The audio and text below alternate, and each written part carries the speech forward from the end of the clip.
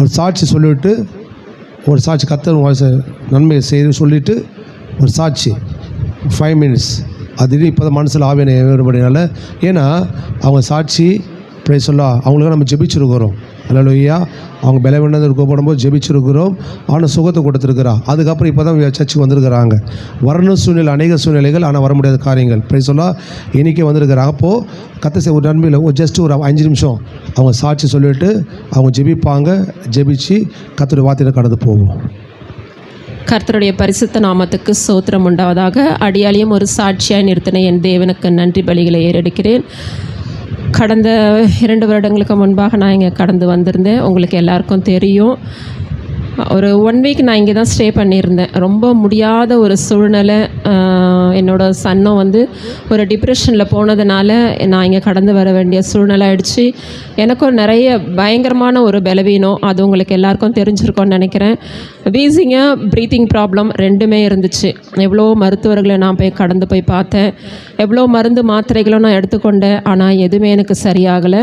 அதுக்கப்புறம் இங்கே நான் கடந்து வந்தேன். இங்கே சபையில் தான் நான் தூங்கி இந்த மகள் பாஸ்டரு அம்மா எல்லாரும் என்னை நல்லா, பிள்ளைங்க எல்லாருமே ரொம்ப அருமையாக என்னை கவனிச்சுக்கினாங்க. அநேக சொந்தக்காரங்கள் உண்டு. ஆனாலும் சொந்தக்காரர்கள் மத்தியிலையும் நான் அந்த இடத்துல இல்லாதபடிக்கு என்னை இந்த சொந்தமாக கொண்டு வந்தேன். சபைன்ற ஒரே நோக்கத்துக்காகவே நான் இங்கே கிளம்பி வந்தேன். ஏன்னா எனக்கு இங்கே வந்தால் அந்த சுகம் கிடைக்குன்ற ஒரு விசுவாசத்தில் தான் நான் இங்கே கிளம்பி வந்தேன். அதே போல் ஆண்டவர் எனக்கு நல்ல ஒரு பரிபூர்ண சுகத்தை கொடுத்தார். ஆனால் நான் இங்கேருந்து கடந்து போன பிறகு நான் இங்கே வரும்பொழுது இப்படி தான் நான் வந்தேன். அம்மா கேட்டாங்க, இவ்வளோ பலவீனம் ஆயிட்டியே அப்படின்னு கேட்டாங்க. ஆனால் நான் இங்கேருந்து நிமிர்ந்து தான் நான் போனேன். இங்கே அநேக ஜெபங்கள் இங்கே நீங்கள் ஏறெடுத்தீங்க. நான் ஒவ்வொரு தடையும் பாஸ்டருக்கு ஃபோன் பண்ணி சொல்லுவேன், எனக்காக ஜெபிச்சு கொள்ளுங்க அப்படின்னு சொல்லிட்டு. என்ன ஒரு சிச்சுவேஷன் வந்தாலும் எங்கள் சபையில் சொன்னாலும் நான் தம்பிக்கிட்ட ஒவ்வொரு தடையும் நான் சொல்லுவேன். அதே போல் அங்கே ஜெபிச்சாங்க. இங்கேருந்து நான் நவம்பர் மாதம் கடந்து சென்றேன். அதே போல் ஜான்வரி திரும்பவும் ஒரு பலவீனம், பயங்கரமான ஒரு பலவீனம். சுத்தமாக என்னால் நடக்கக்கூட முடியாது, நடக்க முடியலை, மூச்சு விட முடியல, என்னோடய வேலைகளை என்னால் செஞ்சுக்க முடியல.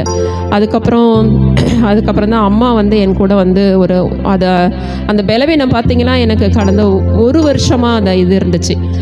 கிறிஸ்மஸ் ஆராதனை கலந்து கொள்ள முடியல, நியூ இயர் ஆராதனை கலந்து கொள்ள முடியல, எதுவுமே. ஒரு ரெஸ்ட் ரூம் கூட என்னால் நடந்து போக முடியாது. நான் ரெஸ்ட் ரூம் போகணும் அப்படின்னா ஒரு 1/2 hour நான் ஆயத்தமாகிட்டு வரணும். அந்த ரெஸ்ட் ரூம் திரும்பி என்ன நான் ஸ்டடி பண்ணுறதுக்கு திரும்பி ஒரு 1/2 hour ஆகும். அப்படியாக இருந்துச்சு. அப்போது எல்லாரும் கேட்டாங்க, இவ்வளோ மாத்திரை மருந்து எடுத்துக்கிட்டு, இவ்வளோ டாக்டரை பார்த்துட்டேன். டிபி ஹாஸ்பிட்டல் முதல் கொண்டு நான் கடந்து சென்றேன். எல்லாருக்கும் நான் சொல்கிறேன், டிபி ஹாஸ்பிட்டல் எல்லாரும் சொன்னால் ஒவ்வொரு ஹாஸ்பிட்டலுக்குமே நான் கடந்து போனேன். ஆனால் ஆண்டவர் ஒன்று சொல்லுவார், நீ எல்லாரும் சொல்கிறாங்களா போ, அதை நீ எதையும் ஒரு இதுவாக பொருட்டாக நினச்சிக்காத அப்படின்வார். மனசு பாரத்தோடு தான் போவேன். இங்கெல்லாம் நான் கலந்து போடுமா ஆண்டவரே அப்படின்னு நான் போகும்போதெல்லாம் ஆண்டு சொல்வார், நீ போ, உன் கூட நான் இருக்கேன் அப்படின்வார். அப்படி நான் கடந்து சென்று அநேக டெஸ்ட்டுகளை எல்லாமே எடுத்தாங்க. எல்லா டெஸ்ட்டும் எடுத்துகிட்டு 1 வீக் கழித்து நான் போய் ரிசல்ட் வாங்கும் போது அந்த ரிசல்ட்டில் ஒன்றுமே இல்லை அப்படின்னு சொல்லிட்டாங்க.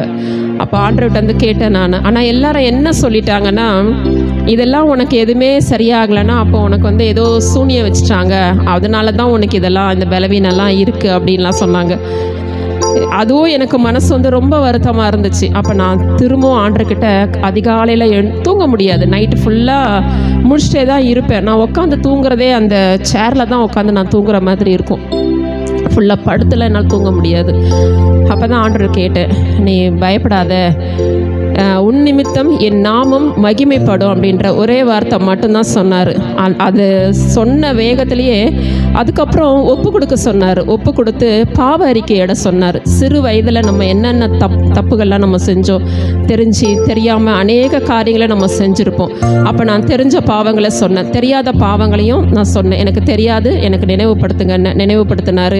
அது மாதிரி ஒவ்வொரு காரியத்தையும் சொல்லி நான் ஜெபிக்கும் பொழுது நல்ல ஒரு ரிலீஃப் இருந்துச்சு. இந்த மாதிரிலாம் என்னால் பேச முடியாது, நடந்து வர முடியாது, வீட்டு வேலை செய்ய முடியாது. இன்றைக்கி பையனுக்கு ஒரு ஐடியில் ஒரு வேலை கிடச்சிருக்கு. கர்த்தர் அநேக ஜெபத்தின் மூலயமா அந்த வேலை எனக்கு கிடச்சிச்சு. அநேகர் இதற்காக நீங்கள் ஜெபிச்சிருக்கீங்க நான் விசுவாசிக்கிறேன். இன்னும் பரிபூர்ண சுகத்தை எனக்கு கட்டளையிடணும். அநேகருக்கு நான் என்னோட தெருவிலே வந்து நான் சாட்சியாக நிற்கிறேன். இன்றைக்கி அந்த இயர் பார்த்ததுக்கும் இப்போ பார்த்ததுக்கும் நிறைய வித்தியாசம் இருக்குது.